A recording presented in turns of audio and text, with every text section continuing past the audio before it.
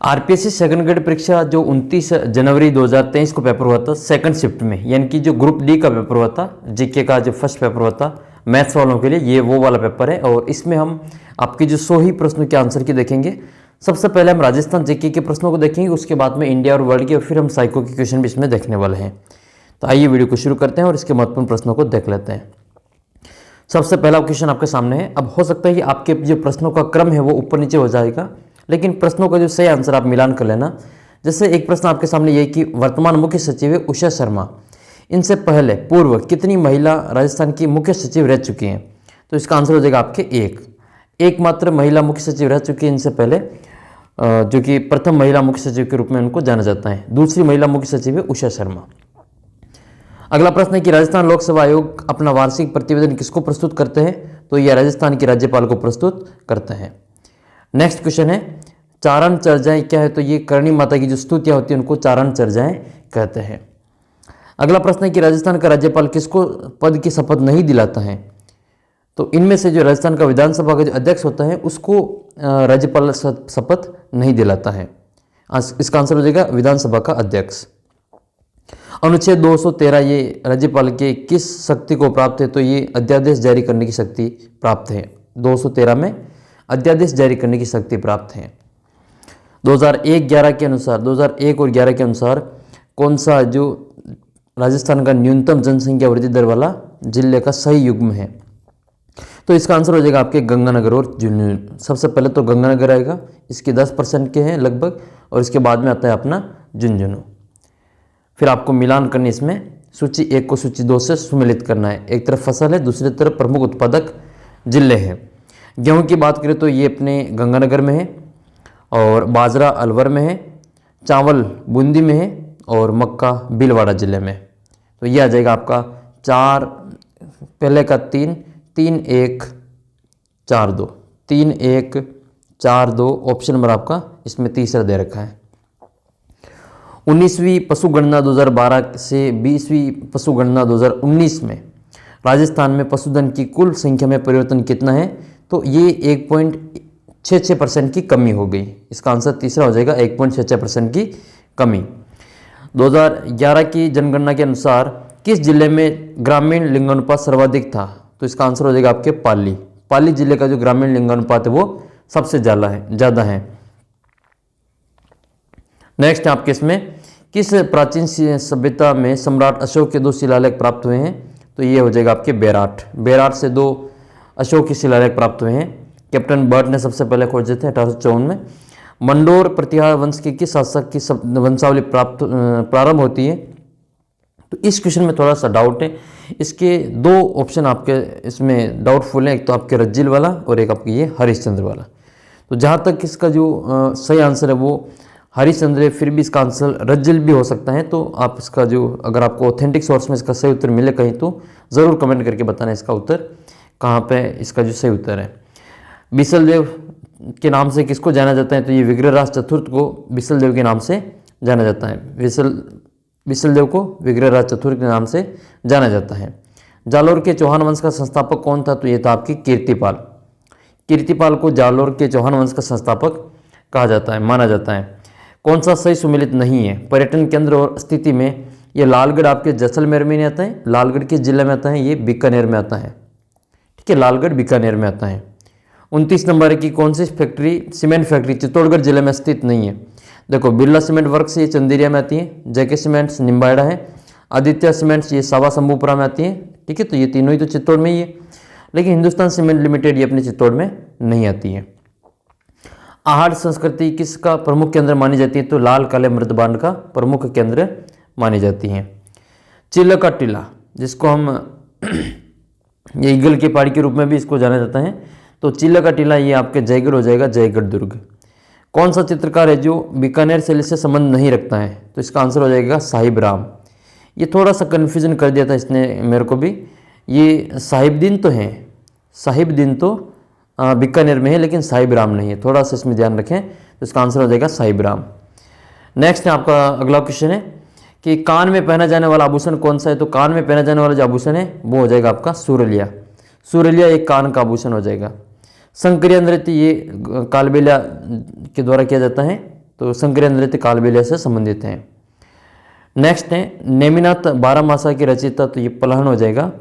और मत्स्य संघ के मंत्रिमंडल में कौन शामिल नहीं था, तो इसमें प्रेम नारायण माथुर, ये आंसर हो जाएगा। बाकी ये तीनों इसमें सम्मिलित थे। कुंदन की जो घटना है वो कौन से गांव किसान आंदोलन से संबंध रखती है, तो कुंदन गांव आपके सीकर किसान आंदोलन से संबंधित है। नागनेची माता का मंदिर ये नगाना बाड़मेर में स्थित है, इसका आंसर हो जाएगा नगाना बाड़मेर, नागनेची माता। नेक्स्ट है इसमें कि रोहन पारस्परिक बुद्धि परीक्षणों से, अच्छा साइको के हम बाद में देखेंगे, अभी हम जीके की पहले देख लेते हैं। तो ये रहा आपका जीके का क्वेश्चन एक और। खातौली के युद्ध में राणा सांगा ने किस सुल्तान को पराजित किया था, तो ये इब्राहिम लोदी हो जाएगा इसका आंसर, इब्राहिम लोदी को पराजित किया था। आप कमेंट करके बताना कि ये जो खातौली है वो किस जिले में आता है, खातौली का मैदान किस जिले में आता है। नेक्स्ट है 32 नंबर है, राजस्थान मध्य भारत सभा का जो दूसरा अधिवेशन है वो 1919 का कहाँ पे हुआ था, तो ये अमृतसर में हुआ था। 1939 में किशनगढ़ राज्य प्रजामंडल की स्थापना किसके प्रयासों से हुई थी, तो ये कांति चंद चौथानी के प्रयासों से हुई थी, इसका आंसर हो जाएगा कांति चंद चौथानी। नेक्स्ट है अमीर खुसरो की किस रचना में चित्तौड़ पर अलाउद्दीन खिलजी के आक्रमण का वर्णन मिलता है, तो ये हो जाएगा आपका खजाइन उल फुतूह। इसमें अमीर खुसरो ने अपनी आंखों देखा हाल का वर्णन इसमें किया है, खजाइन उल फुतूह में। प्राचीन शिलालेखों में जालौर का प्राचीन नाम क्या मिलता है, तो वो मिलता है जाबालीपुर, जबकि ये जलालाबाद जो रखा था वो अलाउद्दीन खिलजी ने रखा था इसका नाम। प्राचीन शिलालेखों में जो इसका नाम मिलता है, चाहे आपको बिजुलिया का शिलालेख है तो बिजुलिया के शिलालेख में जालौर का प्राचीन नाम जाबालीपुर मिलता है। अच्छा फिर तो आप कमेंट करके बताएंगे कि जो बिजुलिया है उसका प्राचीन नाम क्या था, बिजुलिया का प्राचीन नाम क्या था। नेक्स्ट क्वेश्चन है आपके 1857 की क्रांति में निमच में अंग्रेज सैनिक अधिकारी कौन था, तो ये हो जाएगा कर्नल एबॉट। अगला क्वेश्चन आपके हैं ये साइको का क्वेश्चन है, इसको भी हम छोड़ देते हैं, फिर थोड़ी देर बाद इसको हम देखते हैं। पहले हम जीके वाले पहले देख लेते हैं। मिश्रित पतझड़ वन किन जिलों में पाए जाते हैं, तो मिश्रित पतझड़ जो वन पाए जाते हैं आपके एक तो उदयपुर, कोटा, बूंदी और चित्तौड़गढ़, ये ऑप्शन से हो जाएगा उदयपुर, कोटा, बूंदी, चित्तौड़। बरखान पश्चिमी राजस्थान में कौन से क्षेत्र में पाए जाते हैं, तो ये पाए जाते हैं एक तो आपके ओशिया जोधपुर में, बालेरी चूरू में और देशनोक बीकानेर में। तो ए, बी और सी इसका आंसर हो जाएगा ए, बी, सी चौथा ऑप्शन। राजस्थान के किस जिले में दक्षिण पश्चिम मानसून सामान्यतः 1 जुलाई से पूर्व में आ जाता है, तो इसका आंसर हो जाएगा पाली। अगला प्रश्न है एक नदी के बारे में निम्न कथनों पर विचार कीजिए। ये कोटड़ा उदयपुर से उद्गम होती हैं, हथमती, मेसवा और वैतरक इसकी सहायक नदियाँ हैं, और केवल ये राजस्थान में इसकी जो लंबाई वो 45 किलोमीटर, तो आप सभी को पता चल गया होगा इसके बारे में। हम बात करें साबरमती की। इनमें से कौन सा राजनीतिक दल की स्थापना के बारे में युग्म गलत है, तो ये आपका जो बहुजन समाज पार्टी वाला ऑप्शन है वो गलत हो जाएगा, ये 1985 इसका आंसर नहीं है। बाकी राष्ट्रवादी कांग्रेस 99 की है, नेशनल पीपल्स पार्टी एनपीपी 2013 की है, ऑल इंडिया तृणमूल कांग्रेस 98 की है। नेक्स्ट आपके है अनुच्छेद 39 के अनुसार आर्थिक न्याय से कौन सा जुड़ा हुआ नहीं है, तो संपत्ति का विरोध इसमें से जुड़ा हुआ नहीं है। बाकी तीनों इसके सही आंसर हैं, सही ऑप्शन है। बाकी ये जुड़ा हुआ नहीं है निजी संपत्ति का विरोध वाला। नेक्स्ट है किस अनुच्छेद के तहत राज्यपाल द्वारा आरक्षित रखे गए विधायकों पर राष्ट्रपति निर्णय लेता है, तो इसका जो सही आंसर है कि राज्यपाल द्वारा आरक्षित रखे गए विधेयकों पर राष्ट्रपति निर्णय लेता है, तो इसका ऑप्शन नंबर तीसरा सही, इसमें अनुच्छेद 201 हो जाएगा। जबकि आरक्षित रख सकता है वो 200 में है, ठीक है, राज्यपाल आरक्षित रखता है तो वो 200 में है। राज्यपाल आरक्षित रखने का मामला 200 में है, जबकि राष्ट्रपति निर्णय ले सकता है वो 201 में होगा। कौन से प्रधानमंत्री के जो मंत्री को किसी के भी मंत्री को उप प्रधानमंत्री नहीं बनाया था, तो ये हो जाएगा आपके राजीव गांधी। राजीव गांधी के समय में किसी भी मंत्री को प्रधानमंत्री नहीं बनाया गया था। नेक्स्ट है इनमें से कौन सा है जो प्रारूप समिति का सदस्य नहीं था, प्रारूप समिति का सदस्य इनमें से कौन सा नहीं था, तो एच.सी. मुखर्जी। फिर आपके नेक्स्ट क्वेश्चन है कि भारत के अनुच्छेद संविधान का अनुच्छेद है 15(1), इसमें राज्य के अपने नागरिकों के साथ में कुछ निश्चित आधारों पर विभेद का प्रतिषेध करता है, तो इनमें कौन शामिल नहीं है, तो इसमें आपके जो सही आंसर वो नस्ल है। नेक्स्ट है इसको आपको मिलान करना है, सूची 1 को सूची 2 से मिलान करना है। तो इसमें ये प्राकृतिक पर्यावरण वाला तो हो जाएगा इसमें 51 एक ए 7 में, और सार्वजनिक संपत्ति की सुरक्षा 51 8 में हो जाएगा, और फिर वैज्ञानिक ये आपके 4 में, और देश की रक्षा ये 9 में। नेक्स्ट आपके फिर इसमें ये संवैधानिक विकास का सही क्रम कौन सा है, तो इसमें ये चारों ही सही क्रम में है, ABCD के रूप में ये आ जाएगा। नेक्स्ट है विभाजन के उपरांत डॉक्टर भीमराव अंबेडकर किस स्थान से जो प्रतिनिधित्व करते थे, तो ये हो जाएगा आपका बम्बई से।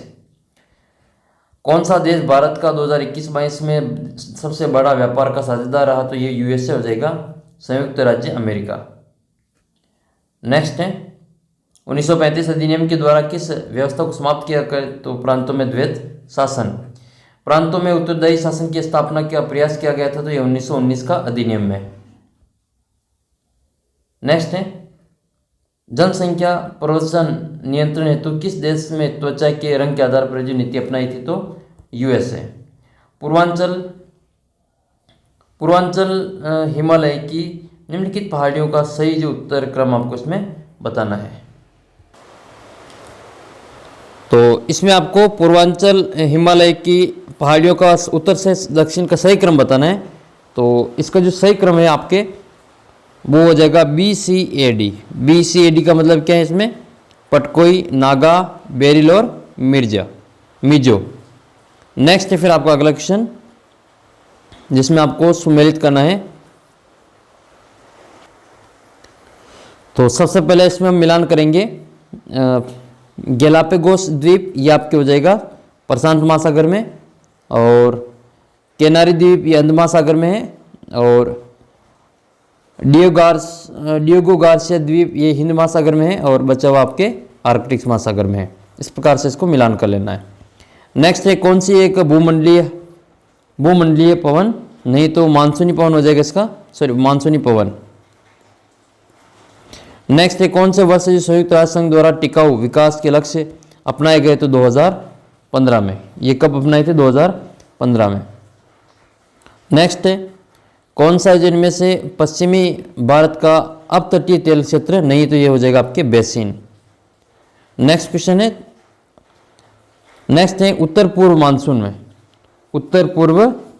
मानसून में मानसून से भारत में अक्टूबर से दिसंबर महीने के मध्य में 75 सेंटीमीटर की उच्चतम मौसमी वर्षा कहाँ पे होती है, तो ये जो वर्षा होती है वो कोरोमंडल तट के सहारे होती है। अगला प्रश्न आपके है कि पेनगंगा और वैनगंगा किसकी सहायक नदियां हैं, तो ये गोदावरी की सहायक नदियां हैं।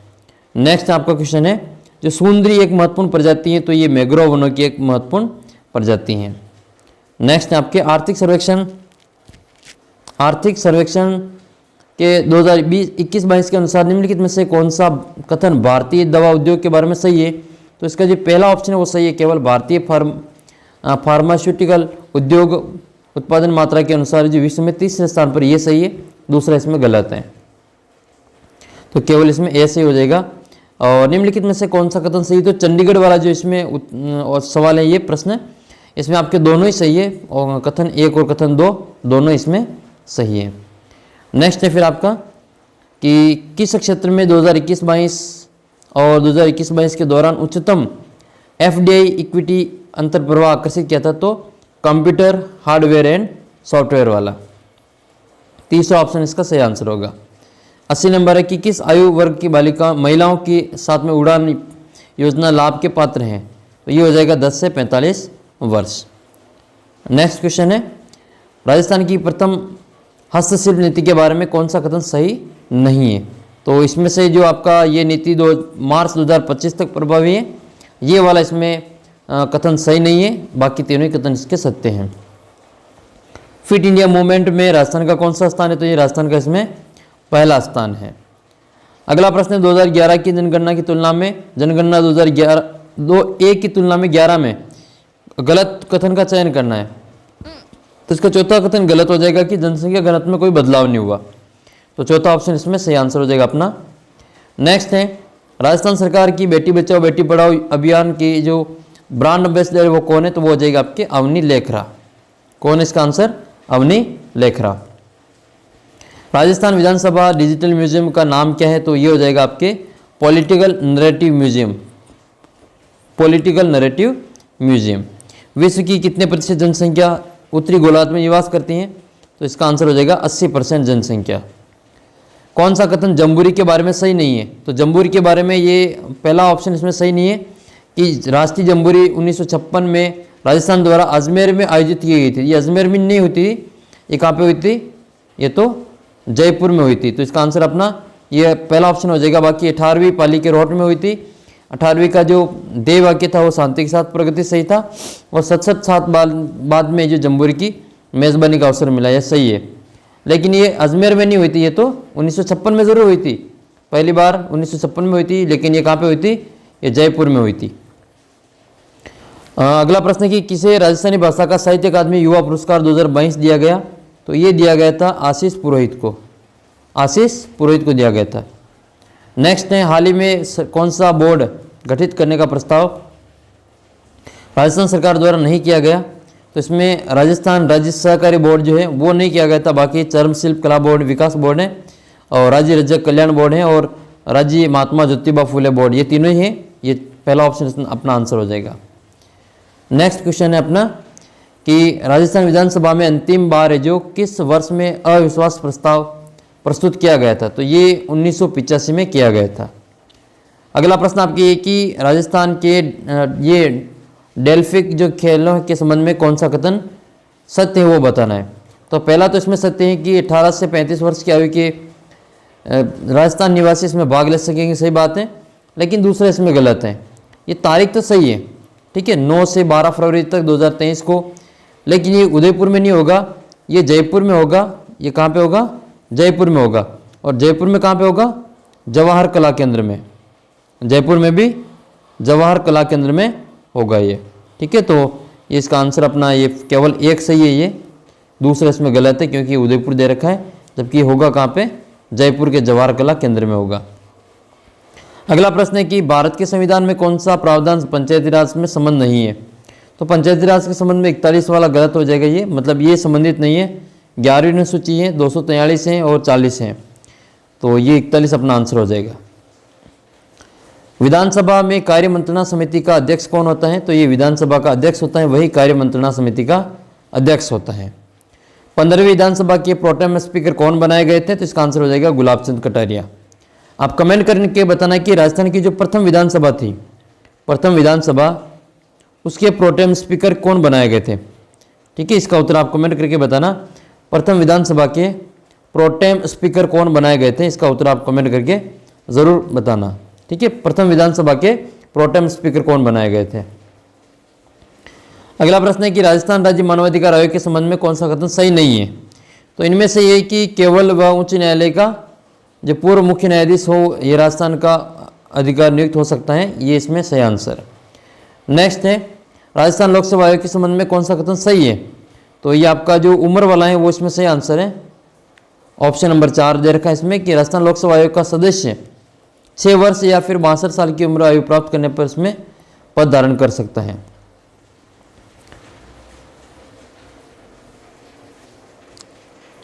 नेक्स्ट है कि वर्ल्ड सोशल फोरम की पहली बैठक कहाँ पे हुई थी? तो ये हुई थी ब्राज़ील में। कहाँ पे हुई थी ये? ब्राज़ील में। और फिर इसमें आपको मिलान करना है, सूची 1 को सूची 2 से मिलान करना है।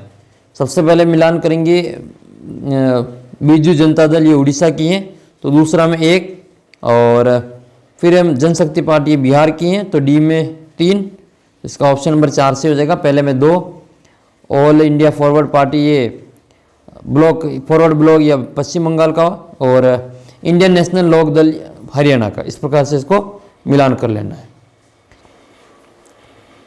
फिर आपके अगला प्रश्न ये 95 नंबर, एशियाई एकजुटता की अभिव्यक्ति के लिए स्वतंत्रता के बाद प्रथम एशियाई सम्मेलन जवाहरलाल नेहरू ने कब आयोजित किया था?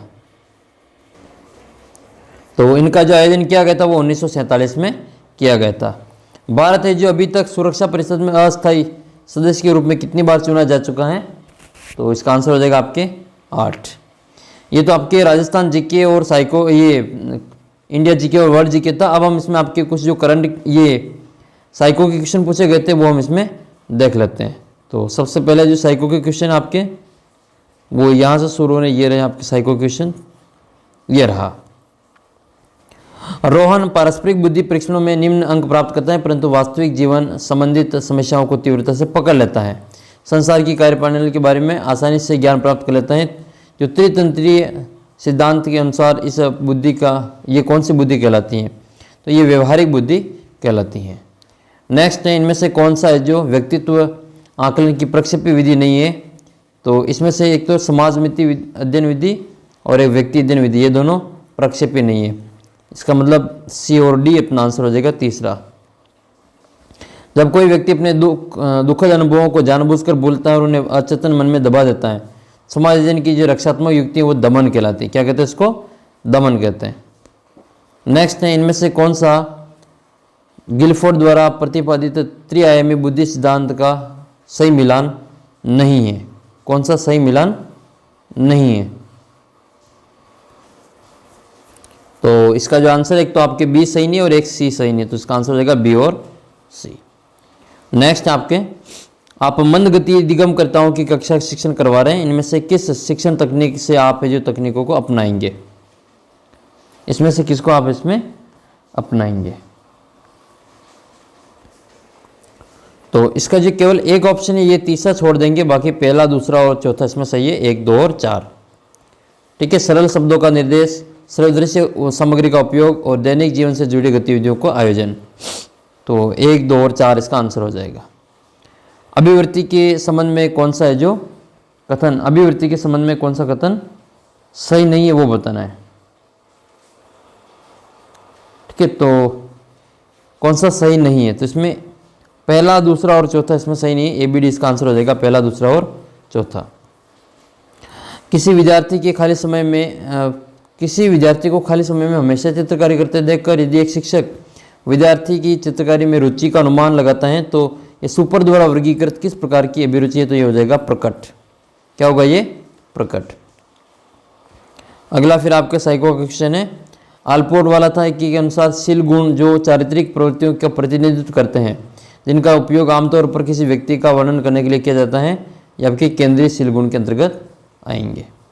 नेक्स्ट है, एक अध्यापक विद्यार्थियों को एक प्रकरण पढ़ाना चाहता है, पढ़ाने से पहले विद्यार्थियों को मानसिक रूप से तैयार करने का प्रयास करता है, तो यह कौन से नियम का उपयोग ले रहा है?